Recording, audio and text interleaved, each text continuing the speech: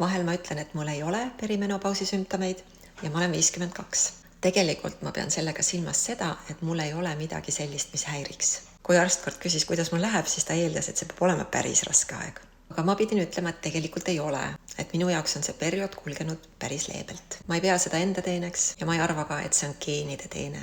Meie veres ei ole see periood naistel tavaliselt väga kergelt kulgenud. Nii et ma arvan, et see, et minul on see olnud pehmem, on seotud hoopis millegi muuga.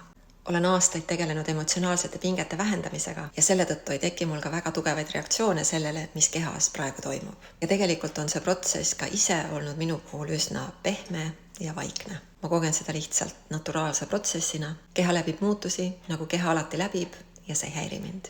Kui need teemad sind kõnetavad, vaata videokirjeldust. Võib-olla saad sealt ka enda jaoks lahti teha ühe teeotsa. Uurida, mida sina ise saad teha, et bioloogiliselt vanemaks saamine kulgeks pehmemalt ja rahulikumalt. Seda ma soovin sulle ka kergust ja selgust. Me pole ju enam teismelised.